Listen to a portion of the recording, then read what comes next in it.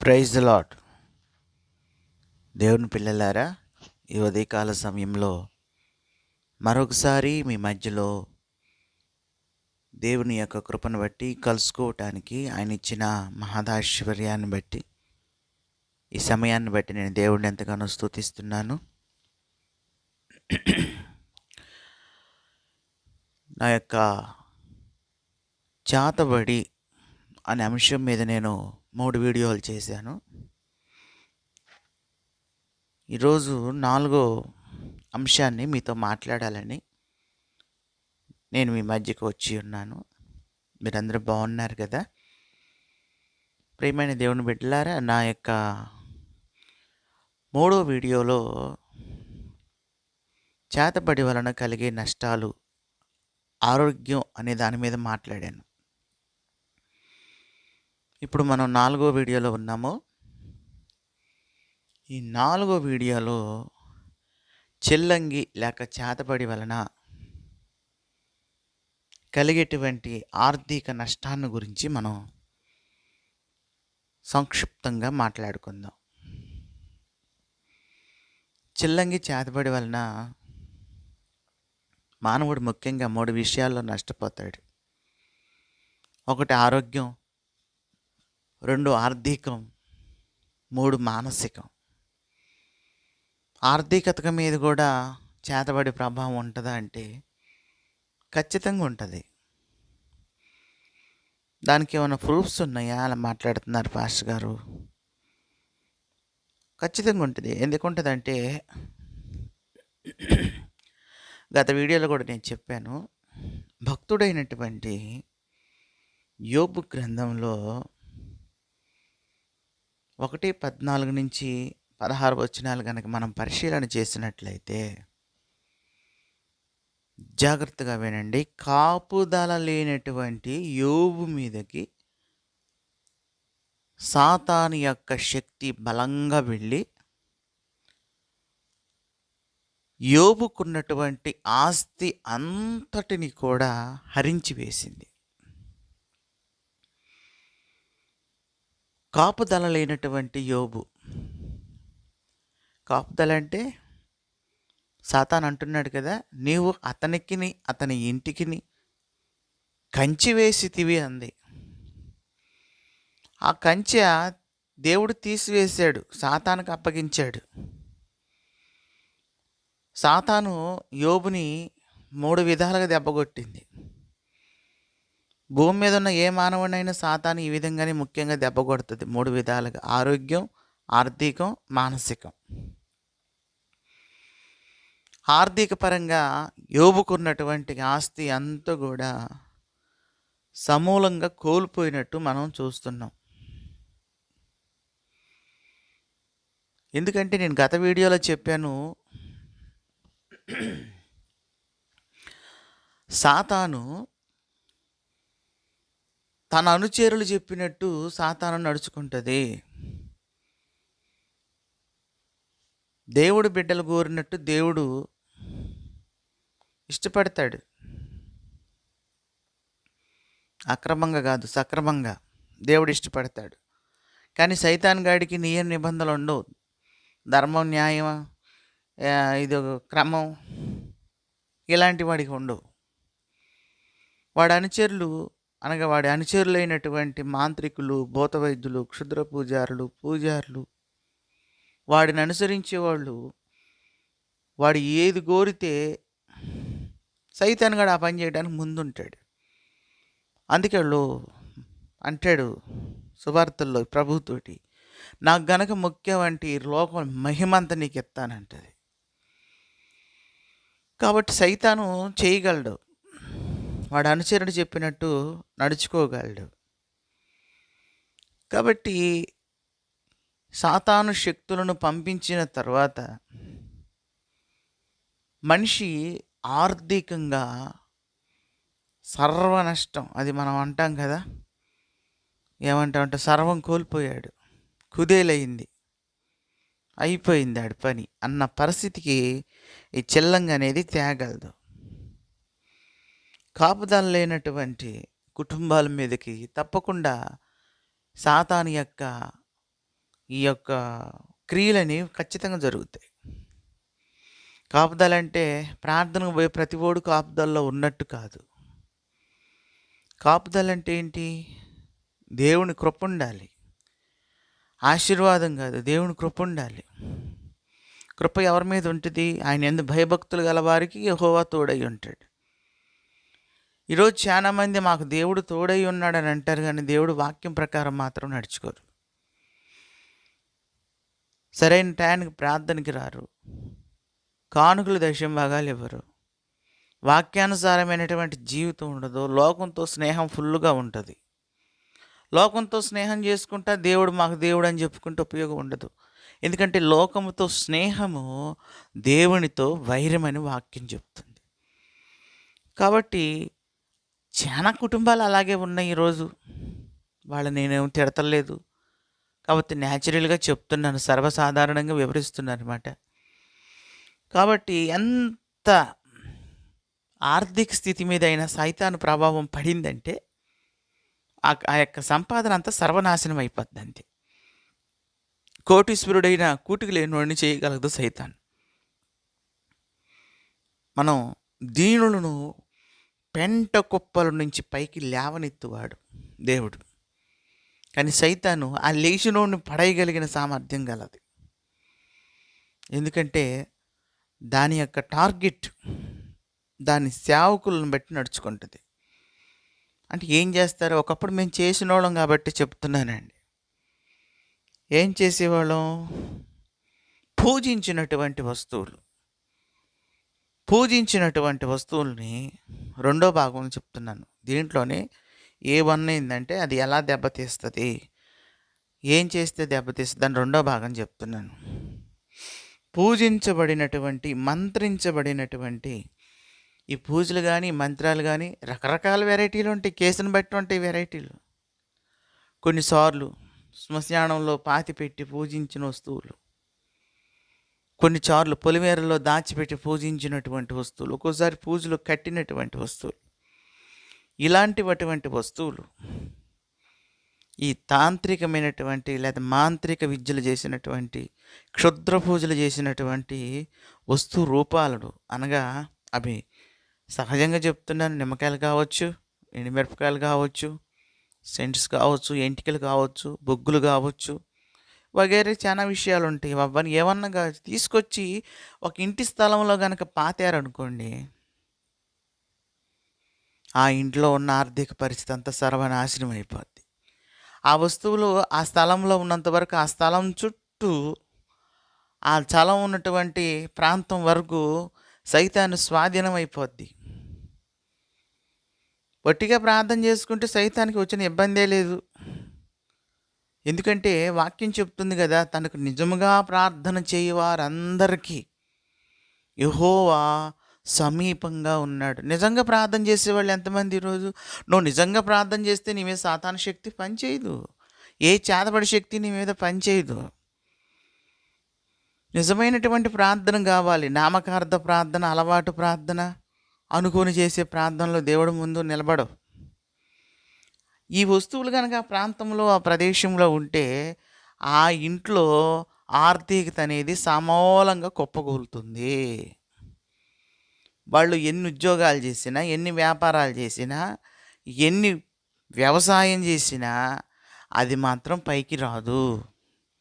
పెట్టుబడి పెట్టొచ్చును కానీ పెట్టింది కూడా అసలుకి రాదు. ఎన్నో చూశాను నేను, కొన్ని వందలు వేలు కేసులు ఇలాంటివి నేను చూశాను. ప్రియమైన దేవుని బిడ్డలారా, పెట్టుబడిలో కూడా 10వ వంతు కూడా రాదన్నమాట. మనకి ఇది నష్టం జరుగుతుంది అనుకుంటారు, కానీ నష్టం వెనక ఈ కష్టం ఉన్న సంగతి మనిషి గ్రహించలేడు. చందమామ మీద నీళ్ళు ఉన్నాయి అంటే నమ్ముతాడు, కానీ చేతబడి ఉందంటే వీడు నమ్మడు. అందుకని అందరికీ జరిగేవన్నీ చేతబడి వల్లనే జరుగుతున్నాయి అంటే నేను అట్లా ఎప్పుడూ అనలేదు. కొంతమంది జీవితాల్లో ఇది జరుగుతున్నాయి, కానీ వాళ్ళు గ్రహించట్లేదు. ఆర్థికంగా చాలా నష్టపోతున్నారు. సంపాదించిన సొమ్ము కొవ్వొత్తాలు కరిగిపోతూ ఉంటుంది. అసల్లో 10వ వంతు కూడా రాదు చేతికి. కానీ దాని వెనక దీని కారణం ఉన్నదని చాలామంది గ్రహించలేకపోతూ ఉన్నారు. ఆ వస్తువు ఆ స్థలంలో ఉన్నంత వరకు విరాజిల్లదండి ఆ కుటుంబం. ఆశీర్వదించబడదు. ఎందుకంటే సాతాను స్వాధీనంలో ఉంటుంది. ఆ ఇంట్లో వ్యక్తులు సాతానుకు అనుకూలంగా నడుచుకుంటున్నారు కాబట్టి వాడికి ఇంకా 100% ఆ ఇంటి మీద అధికారం దొరుకుద్ది, స్వాధీనంలో ఉంటుంది. ఎంతోమంది తవ్వి తీసేస్తూ ఉంటారు. ఇదివరకు మాంత్రిక విద్యలు ఉన్నప్పుడు మేము కూడా తవ్వి తీసేసేవాళ్ళం. కానీ ఈరోజు కూడా చాలామంది దైవజనులు తవ్వి తీసేస్తూ నేను అనేక చోట్ల చూస్తూ ఉన్నాను. తవ్వి తీసేయటం అంటే చాలామంది అదొక గొప్ప సంగతిగా భావిస్తారు. కానీ ఒక భూత వైద్యం నుంచి వచ్చిన వాడిగా, ఒక దైవజనుడిగా నేనేమంటానంటే, అది తవ్వి తీసేస్తే దాని ముందు నువ్వు ఓడిపోతున్నావా? సాతానును మర్యాదగా పంపించేస్తే ఓడిపోయింది ఎవరు? ప్రియమైన దేవుని బిడ్డలారా, ఇలాంటి వికృత చేష్టలు చేయకూడదు.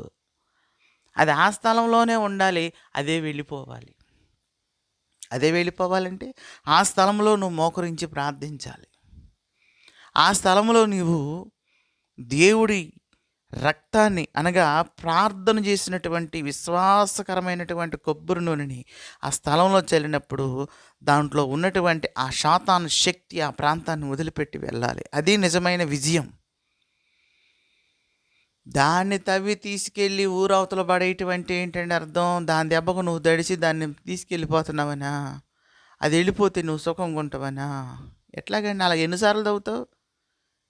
ప్రియమైన దేవుని బిడ్డలారా, ప్రార్థనతో జయించాలి. నీ వల్ల కానప్పుడు దైవ సేవకులను తీసుకొచ్చి ప్రేయర్ చేయించాలి. నేను ఎన్నో స్థలాలకు వెళుతున్నాను. ఉన్న స్థలం నాకు తెలిసిన నేనేనాడు కూడా తవ్వి తీయలేదు. అది లోకానుచారము. భూత వైద్యులు కూడా తవ్వి తీస్తారు, పాస్టర్లు కూడా తవ్వి తీస్తున్నారు ఈ మధ్యన. మరి వాళ్ళని ఇంకేమంటారు? వీళ్ళు ఒక భూత వైద్యులు. తీయాల్సిన అవసరం లేదు. ప్రేయర్ జల్లు, ప్రేయర్ చేసి నీళ్ళు చల్లు అక్కడ, లేకపోతే ప్రేయర్ చేసి విశ్వాసంతో నూనె చల్లు. దాని శక్తి, దాని ప్రభావం, దాని యొక్క ఉన్నటువంటి మొత్తం ఏదైనా సరే యేసు నామంలో వెళ్ళిపోతుంది. అది విజయం. కాబట్టి ఆ విధంగా మనం ప్రయత్నించాలి. పెడతారు, ఇళ్ల స్థలంలో పెడతారు, ఇంటి చుట్టూ పెడతారు, కొంతమంది ఇంటికి ఎదురుగున్న చెట్టుకు కడతారు. దాని చూపు ఈ ఇంటి వైపు ఉన్నంత వరకు ఈ ఇల్లు విరాజిల్లదు, ఈ ఇంట్లో ఆర్థికత కలిసి రాదు. ఎన్ని ఉద్యోగాలు చేసినా రూపాయి మిగలదు, ఎన్ని వ్యాపారాలు చేసినా నష్టమే, ఏ పొలం పని చేసినా సర్వనష్టమే, ఏ వ్యవసాయం చేసినా మిగిలేదు ఉండదు, అసలు కూడా చేతికి రాదు. మొన్న మధ్యన ఒక ఇంటికి ఎదురుగా చెట్టుకి కొబ్బరికాయ కట్టారు. మంత్రించిన కొబ్బరికాయ కట్టి ఆ ఇంటికి ఎదురుగా ఆ ఇంటి వైపు ఆ కొబ్బరికాయ చూసేటట్టు పెట్టారు. ఎంత తెలివిగా ఉన్నారండి ఈరోజు. కానీ మన వాళ్ళకి ఇవన్నీ తెలియదు. ప్రియమైన దేవుని బిడ్డలారా, దేవుని యొక్క ఆదరణ ఉండదు వీళ్ళకి. దెయ్యంతో కూడా స్నేహం ఉండదు. ఎందుకంటే అది కూడా వీళ్ళకి శత్రువుతో కూడా నడుచుకుంటుంది. దేవుడు శత్రువే, దెయ్యం శత్రువే. సర్వనాశనం అయిపోతారు ఇలాంటి వాళ్ళు తెలియక. ప్రియమైన దేవుని బిడ్డలారా, పేరుకి మేము ప్రార్థనలు అంటారు, కానీ దేవుడితో సహవాస సంబంధం ఉండదు. సహవాస సంబంధం ఉంటే వాడు ఇంటి చుట్టూ ఎన్ని కొబ్బరికాయలు కట్టుకున్నా నీకేం కాదు, ఇంట్లో ఈ స్థలంలో ఏం పెట్టినా నీకేం కాదు. ఒక దైవజనుడిగా నేను చెప్తున్నాను, నీ శక్తి సామర్థ్యాలు దేవుడితో సరితూగినప్పుడు, దేవునితోనూ అనుబంధం సరిగ్గా లేనప్పుడు ఖచ్చితంగా ఎంత క్రైస్తవుడి మీద అయినా సరే ఈ చేతబడి ప్రభావం ఖచ్చితంగా పనిచేస్తుంది. ఒకసారి ఒక ఊర్లో వెళ్ళాం. కారు టైర్లో పెట్టారండి మంత్రించిన నిమ్మకాయలు, కారు టైర్లో పెట్టించారు. వాళ్ళ కారే వాళ్ళకి తెలియకుండా ఆ కారుని ఎప్పుడో తీశారో, మరి ఎలా ప్లాన్ చేశారో టైర్లో నిమ్మకాయలు ఉన్నాయి. అలా కలిసినట్లేదు. కొంతమంది మంత్రించినటువంటి వస్తువులను తీసుకొచ్చి గిఫ్ట్గా ఇస్తారు. మనం గిట్టరానోళ్ళు ఉంటారు, మన వాళ్ళకి తెలియనటువంటి విషయం. మన గిట్టరానోళ్ళు చాలా ప్రేమతో వస్తారు, మీ మంచికే వచ్చాం, మీకోసమే వచ్చామని చెప్పి, ఇదిగో ఈ బొమ్మ ఉంచుకోండి, ఈ వస్తువు ఉంచుకోండి, ఇది మేము తెచ్చామని ఇస్తారు. కానీ అది మంత్రించింది, పూజించబడింది, క్షుద్ర పూజలు చేయబడింది. ఆ వస్తువు తెచ్చి ఇంట్లో పెట్టుకుంటే సర్వనాశనం, ఆర్థికంగా ఎదిగిరాదు, చాలా నష్టపోతారు. ఎవడు పడితే వస్తువు ఇస్తే తీసుకోకూడదు, అసలే ముట్టుకోకూడదు. ఎందుకంటే అన్ని వస్తువులు అలాంటివి కాదు. కొంతమంది కావాలని కూడా మా చేత ఇలాంటి పనులు చేయించేవాళ్ళు. ఆ రోజుల్లో మేము చేసేవాళ్ళం కాబట్టి చెప్తున్నాను నేను. ఒక ఇంట్లో మంత్రించినటువంటి వస్తువా? ఏం వస్తువు అండి అది? ఏం అవసరం లేదండి, చిన్న గ్లాస్ చాలండి అలిస్తే, చిన్న రింగ్ చాలండి, చిన్న గొలుసు చాలండి, ఒక చిన్న బొమ్మ చాలండి. మన ఇంట్లో గూట్లో పెట్టుకుంటాం, షోకేస్‌లో పెట్టుకుంటాం. కానీ దాని వెనక క్షుద్ర పూజలు చేసి, మాంత్రిక విద్యలు చేసినటువంటి ప్రభావం ఉంటది.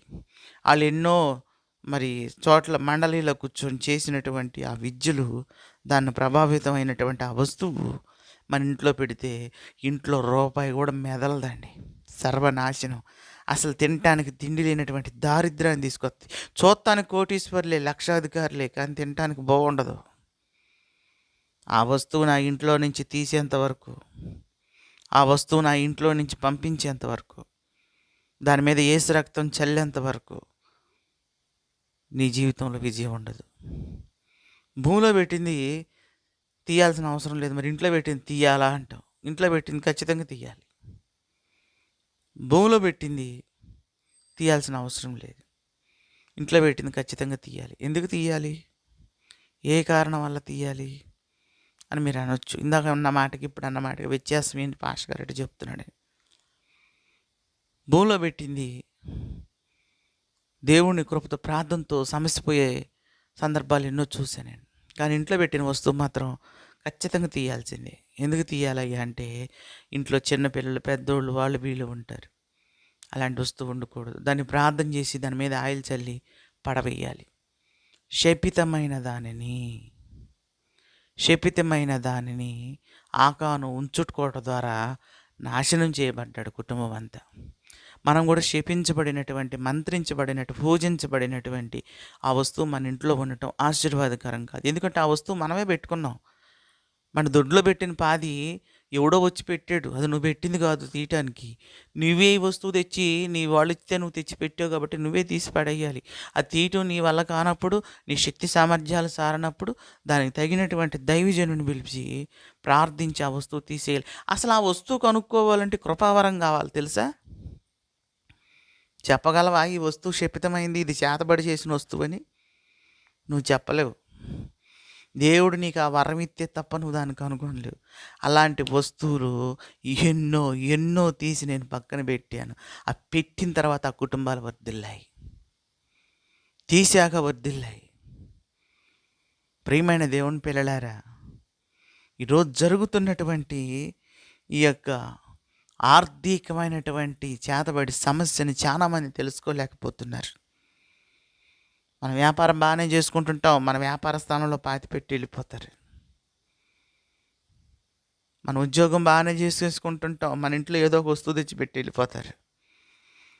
ప్రేమతో ఇస్తారు, ఏం చేయగలమండి? తెలుసుకోలేకపోతే సర్వం నాశనం. చేతబడి, చిల్లంగి, బాణామతి అనేది ఆర్థిక సమస్య మీద ఖచ్చితంగా పనిచేస్తుంది. ప్రియమైన దేవుని బిడ్డలారా, ఏదో స్థలంలో పాతబడిందో, ఇంట్లో వస్తువు రూపంలో ఉండటమో, దానివల్ల ఏం జరుగుతుందంటే కలిసి రాదు. ఎంత సంపాదించినా కాన్రాన్ ఖర్చు వస్తుంది. నీకు సంబంధం లేని ఖర్చు వచ్చి పడిద్ది, నువ్వు అనుకోని ఖర్చు వచ్చి పడిద్ది. ఇదంతా మా తలరాత అనుకుంటే ఆ తలరాత సంవత్సరాలు పోతే అంతే ఉంటుంది. నువ్వు సచ్చిందాక సంపాదించలేవు.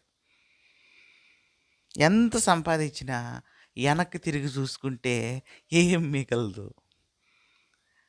60,000 రూపాయలు ఉద్యోగస్తుడైన లాస్ట్కి 10,000 మిగల్చలేడు. ఎప్పటికప్పుడుకి అయిపోతూ ఉంటుంది. కానీ అనుకుంటాడు, నాకు కుదరతలేదులే, నాకు ఆ ఖర్చు వచ్చింది. లేదు లేదు లేదు లేదు, మిగలకుండా చేస్తున్నారు. ఎంత వ్యాపారం, ఉద్యోగం ఏదైనా కానీ ఎంత చేసినా మిగలనప్పుడు దండగే కదండి. నీ శ్రమ అంతా దండగే, నీ కష్టం అంతా దండగే, మొత్తం సమస్తం దండగే. ఆర్థికత వల్ల కృంగి కృంగి కృంగి అలసిపోయి ఆ ఆర్థికత డబ్బు లేకపోవటం వల్ల పక్కన అప్పులు తెచ్చి, అక్కడ అప్పులు తెచ్చి, ఇక్కడ అప్పులు తెచ్చి, అప్పులు ఎక్కువైపోయి లాస్ట్కి ఒక నిర్ణయానికి వస్తారు. ఏంటో తెలుసా నిర్ణయం? నేను సావాలి అని. చేతబడి యొక్క మూలం ఏదంటే చావే. చిల్లంగి వల్ల చివరికి వచ్చే శేషం ఏంటంటే చావే. ఆరోగ్యపరంగా దెబ్బతిన్న చావే, ఆర్థిక పరంగా దెబ్బతిన్న చావే, మానసికంగా దెబ్బతిన్న చావే. ఇప్పుడు మనం ఆర్థికతను గురించి తెలుసుకుంటున్నాం. ఈ ఆర్థికత వలన నష్టపోయినటువంటి వ్యక్తి మొదటగా ఎంచుకునేటువంటి మార్గం ఏంటంటే చావు అనే ఆలోచన. ఆ ఆలోచన కూడా ఎవరు పుట్టిస్తున్నారంటే, నా పరిస్థితులను బట్టి నాకు వస్తున్నాయని నువ్వు అనుకుంటున్నావేమో. నేను ప్రసంగం చేయట్లేదు ప్రియులారా, నేను ప్రసంగం చేయట్లేదు. పాయింట్సే చెప్తున్నాను. ఇది ప్రసంగం కాదు, సబ్జెక్ట్ చెప్తున్నాను. ఆర్థికత వల్ల ఆలోచించి తీసుకునే సొల్యూషన్ ఏంటయ్యా అంటే సూసైడ్ చేసుకొని ఎంతోమంది ఈరోజు చనిపోతున్నారు. పాపం వాళ్ళు తెలుసుకోవట్లేదు. నాలాంటి వాళ్ళు ఎంతమంది ఉంటే ఇది క్లియర్ చేయగలుగుతారండి? అందరూ తెలుసుకోలేరు. నాలాంటి వాళ్ళు అందరూ ఉండరు. కొన్ని చోట్ల దేవుని కృపను బట్టి కొంతమంది దైవజనుడి ద్వారా, కొన్ని చోట్ల దేవుని యొక్క ఐశ్వర్యాన్ని బట్టి కొన్ని చోట్ల బయటపడగలుగుతున్నారు. చాలా చోట్ల జ్ఞానం లేక నశించిపోతూ ఉన్నారు. మరి దీని నుంచి మనం విడుదల పొందాలి అంటే ఏం చేయాలి? ఈ ఆర్థిక స్థితి నుంచి మనం బయటపడాలంటే ఏం చేయాలి? నేను చెప్తాను, ఏ పాస్టర్ తోటి, ఏ భూత వైద్యుడితో, అసలు భూత వైద్యుడి దగ్గర మనం వెళ్ళకూడదు. ఏమండి, మీలో ఎవరైనా సరే వినేవాళ్ళు, భూత వైద్యుడి దగ్గరికి, మాంత్రికుల దగ్గరికి వెళ్ళకండి. క్రైస్తవులకు చెప్తున్నాను నేను ముఖ్యంగా. అవసరమైతే నా నెంబర్ ఉంది, నన్ను కాంట్రాక్ట్ అవ్వండి. నేను మీ సమస్యను క్లియర్ చేయగలుగుతా. కానీ మాంత్రికుల దగ్గరికి, భూత వైద్యుల దగ్గరికి వెళ్ళి మీకున్న ఆత్మీయతను పాడు చేసుకోబాకండి. మీ సమస్య ఎలాంటి సమస్య నేను క్లియర్ చేయగలుగుతాను, చెప్తున్నాను. ఒకవేళ అవసరమైతే నా నెంబరు నా వీడియోస్లో ఏడో చోట దొరుకుతుంది, తీసుకొని నాతో మాట్లాడండి. అంతేగాని ఆ మాంత్రికుల దగ్గరికి, భూత వైద్యుల దగ్గరికి, సౌలు కనుక కర్ణపిశాచం దగ్గర దానికి పోయి ఇచ్చినట్టు ఇచ్చి మీ జీవితాలు పాడు చేసుకోబాకండి.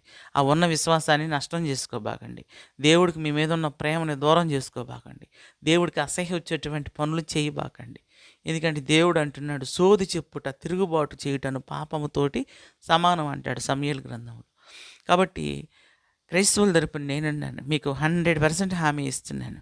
ప్రియులారా, మీరు జ్ఞాపకం పెట్టుకోండి.